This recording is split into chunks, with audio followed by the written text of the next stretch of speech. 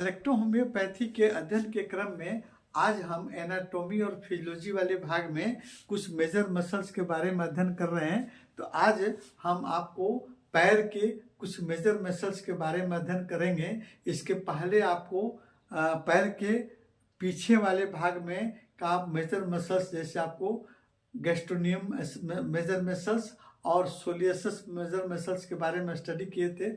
आज हम आप एक मेजर मसल्स जिसको हम कहते हैं आपको क्वाड्रिसेप्स मेजर मसल्स, है ना। क्वाड्रिसेप्स क्वाड्री में 4 तरह के मसल्स इसमें जुड़े रहते हैं। और कहाँ से इसका लोकेशन रहता है, देखिए घुटने से ऊपर, है ना, घुटने से ऊपर, और फिर पेल्विक रीजन, है ना, और फ्यूमर बोन, साथ साथ में आपको हिप ज्वाइंट से अटैच रहता है। ये मसल्स आपको क्वाड्रिसेप्स मसल्स, है ना। टेंडन के माध्यम से आपको नी एरिया में, घुटने के एरिया में टेंडन के माध्यम से, फिर आपको हिप ज्वाइंट और आपको फ्यूमर बोन पर टेंडन के माध्यम से, ये आपको 4 तरह के मेजर मसल्स आपको जुड़े रहते हैं। अब 4 तरह के मेजर मसल्स आपको जो ये आपको इसमें कुछ ऐसे मसल्स हैं जो काफ़ी आपको शक्तिशाली होते हैं और कुछ आपको कमजोर होते हैं, फिर भी सभी मिलकर अपना वर्क करते हैं, है ना।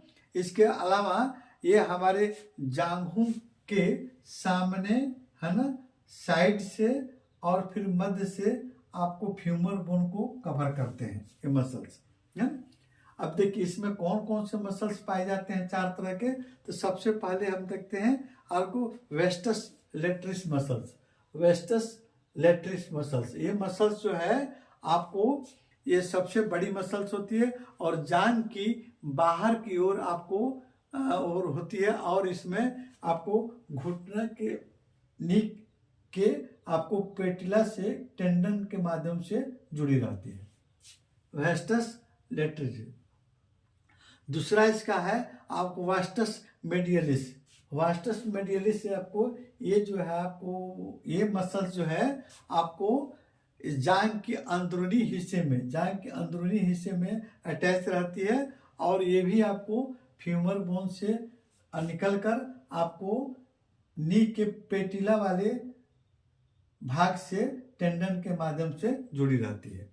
और तीसरा नंबर का इसका आपको है आपको वास्टस आपको इंटरमीडियस, है ना। वास्टस इंटरमीडियस, देखिए ये मिडिल पर्सन में आपको पाए जाने वाली एक मसल्स है, और ये जो है ये भी आपके सबसे अंदर भाग में आपको रहती है। और इस चौथा नंबर की है रेक्टस फेमोरिस, है ना। रेक्टस फेमोरिस ये मसल जो है आपको ये आंशिक रूप से अन्य 3 मसल्स को कवर किए रहती है ना।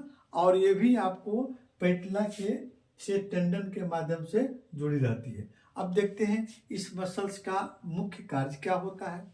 ये हमारे घुटने को स्थिर रखने में मदद करती है, और खड़ा होना, दौड़ना और साइकिल चलाना, किक मारना, इस मसल्स का मुख्य आपको सहयोग, ये मसल्स आपको मुख्य रूप से सहयोग करता है हमको चलने में, हमके घुटनों को स्थिर रखने में और दौड़ने में, और फिर साइकिलिंग करने में, और फिर आपको किक मारने में, है ना। ये मसल्स हमको मदद करती है। और जैसे हम चलते हैं, दौड़ते हैं, तो कदम उठाने में भी ये मसल्स आपको घुटने की मदद से आपको सहयोग करती है ना। अब देखिए, अब इस मसल्स में अगर पेन होता है ना, तो फिर वही आपको नर्व, जो साइटिक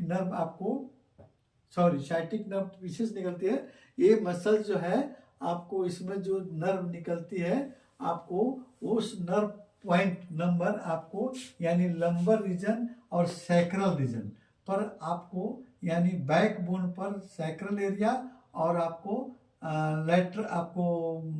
लंबर एरिया में आपको WE का कंप्रेस लगाएंगे, या आपको RE और Y, रेड इलेक्ट्रिसिटी और व्हाइट आपको येलो इलेक्ट्रिसिटी को आपको अल्टरनेट करके कंप्रेस देंगे, तो इधर से निकलने वाली नर्व जो है इसके मसल्स के पेन को कंट्रोल करेगी, है ना।